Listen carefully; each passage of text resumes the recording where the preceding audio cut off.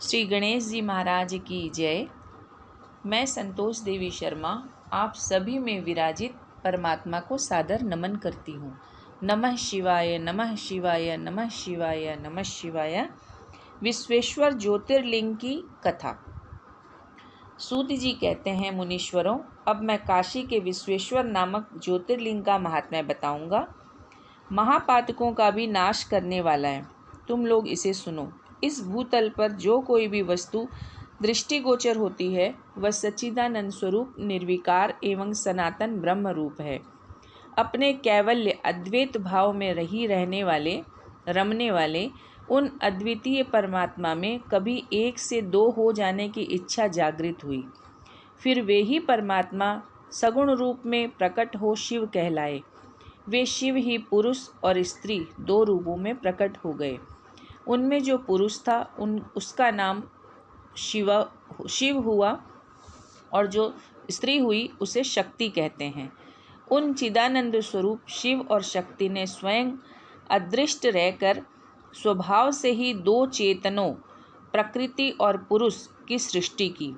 मुनिवरों, उन दोनों माता पिताओं को उस समय सामने न देखकर वे दोनों प्रकृति और पुरुष महान संशय में पड़ गए। उस समय निर्गुण परमात्मा से आकाशवाणी प्रकट हुई, तुम दोनों को तपस्या करनी चाहिए, फिर तुमसे परम उत्तम सृष्टि का विस्तार होगा। वे प्रकृति और पुरुष बोले, प्रभु, शिव तपस्या के लिए तो कोई स्थान है ही नहीं। फिर हम दोनों इस समय कहाँ स्थित होकर आपकी आज्ञा के अनुसार तप करें। तब निर्गुण शिव ने तेज के सारभूत 5 कोस लंबे चौड़े शुभ और सुंदर नगर का निर्माण किया, जो उनका अपना ही स्वरूप था। वह सभी आवश्यक उपकरणों से युक्त था। उस नगर का निर्माण करके उन्होंने उसे उन दोनों के लिए भेजा। वह नगर आकाश में पुरुष के समीप आकर स्थित हो गया। तब पुरुष श्री हरि ने उस नगर में स्थित हो सृष्टि की कामना से शिव का ध्यान करते हुए बहुत वर्षों तक तप किया। उस समय परिश्रम के कारण उनके शरीर से श्वेत जल की अनेक धाराएं प्रकट हुई, जिससे सारा शून्य आकाश व्याप्त हो गया। वहाँ दूसरा कुछ भी दिखाई नहीं देता था। उसे देखकर भगवान विष्णु मन ही मन बोल उठे, यह कैसी अद्भुत वस्तु दिखाई देती है।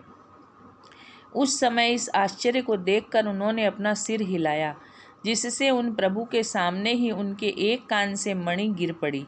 जहाँ वह मणि गिरी वह स्थान मणिकर्णिका नामक महान तीर्थ हो गया।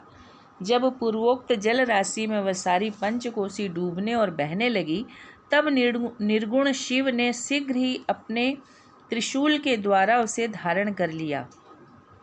फिर विष्णु अपनी पत्नी प्रकृति के साथ वहीं सोए। तब उनकी नाभि से एक कमल प्रकट हुआ और उस कमल से ब्रह्मा उत्पन्न हुए। उनकी उत्पत्ति में भी शंकर का आदेश ही कारण था। तदनंतर उन्होंने शिवजी की आज्ञा पाकर अद्भुत सृष्टि आरंभ की। ब्रह्मा जी ने ब्रह्मांड में 14 भुवन बनाए। ब्रह्मांड का विस्तार महर्षियों ने 50 करोड़ योजन का बताया है। फिर भगवान शिव ने यह सोचा कि ब्रह्मांड के भीतर कर्म पाश से बंधे हुए प्राणी मुझे कैसे प्राप्त कर सकेंगे। यह सोचकर उन्होंने मुक्तिदायिनी पंचकोशी को इस जगत में छोड़ दिया। यह पंचकोशी काशी लोक में कल्याणदायिनी, कर्म बंधन का नाश करने वाली, ज्ञानदात्री तथा मोक्ष को प्रकाशित करने वाली मानी गई है। अतएव मुझे परम प्रिय है। यहाँ स्वयं परमात्मा ने अविमुक्त लिंग की स्थापना की है। अतः मेरे अंशभूत हरे, तुम्हें कभी इस क्षेत्र का त्याग नहीं करना चाहिए। ऐसा कहकर भगवान हर ने काशीपुरी को स्वयं अपने त्रिशूल से उतारकर मर्त्यलोक के जगत में छोड़ दिया। ब्रह्मा जी का एक दिन पूरा होने पर जब सारे जगत का प्रलय हो जाता है, तब भी निश्चय ही इस काशीपुरी का नाश नहीं होता। उस समय भगवान शिव इसे त्रिशूल पर धारण कर लेते हैं और जब ब्रह्मा द्वारा पुनः नई सृष्टि की जाती है, तब इसे फिर वे इस भूतल पर स्थापित कर देते हैं।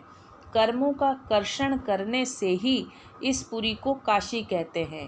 काशी में अविमुक्तेश्वर लिंग सदा विराजमान रहता है। वहाँ महापातकी पुरुषों को भी मोक्ष प्रदान करने वाला है। मुनीश्वरों, अन्य मोक्षदायक धामों में सारूप्य आदि मुक्ति प्राप्त होती है। केवल इस काशी में ही जीवों को सायुज्य नामक सर्वोत्तम मुक्ति सुलभ होती है। जिनकी कहीं गति नहीं है, उनके लिए वाराणसी पुरी ही गति है। महापुण्यमयी पंचक्रोशी करोड़ों हत्याओं का विनाश करने वाली है। यहाँ समस्त अमरगण भी मरण की इच्छा करते हैं, फिर दूसरों की तो बात ही क्या है। यह शंकर की प्रिय नगरी काशी सदा भोग और मोक्ष प्रदान करने वाली है। कैलाश के पति, जो भीतर से सत्वगुणी और बाहर से तमोगुणी कहे गए हैं, कालाग्नि रुद्र के नाम से विख्यात हैं। वे निर्गुण होते हुए भी सगुण रूप में प्रकट हुए शिव हैं। उन्होंने बारंबार प्रणाम करके निर्गुण शिव से इस प्रकार कहा। रुद्र बोले, विश्वनाथ महेश्वर, मैं आपका ही हूँ, इसमें संशय नहीं है। सांब महादेव, मुझ आत्मज पर कृपा कीजिए। जगतपते, लोकहित की कामना से आपको सदा यहीं रहना चाहिए। जगन्नाथ, मैं आपसे प्रार्थना करता हूँ, आप यहाँ रहकर जीवों का उद्धार करें। सूत जी कहते हैं, तदनंतर मन और इंद्रियों को वश में रखने वाले अभिमुक्त ने भी शंकर से बारंबार प्रार्थना करके नेत्रों से आंसू बहाते हुए ही प्रसन्नतापूर्वक उनसे कहा। अभिमुक्त बोले, काल रूपी रोग के सुंदर औषध देवाधिदेव महादेव, आप वास्तव में तीनों लोकों के स्वामी और ब्रह्मा और विष्णु आदि के द्वारा सेवनीय हैं। देव, काशीपुरी को आप अपनी राजधानी स्वीकार करें। मैं अचिंत्य सुख की प्राप्ति के लिए यहाँ सदा आपका ध्यान लगाए स्थिर भाव से बैठा रहूँगा। आप ही मुक्ति देने वाले तथा संपूर्ण कामनाओं के पूरक हैं, दूसरा कोई नहीं। अतः आप परोपकार के लिए उमा सहित सदा यहाँ विराजमान रहें। सदाशिव, आप समस्त जीवों को संसार सागर से पार करें। हर, मैं बारंबार प्रार्थना करता हूँ कि आप अपने भक्तों का कार्य सिद्ध करें। सूत जी कहते हैं, ब्राह्मणों, जब विश्वनाथ ने भगवान शंकर से इस प्रकार प्रार्थना की, तब सर्वेश्वर शिव समस्त लोगों का उपकार करने के लिए वहाँ विराजमान हो गए। जिस दिन से भगवान शिव काशी में आए, उसी दिन से काशी सर्वश्रेष्ठ पुरी हो गई।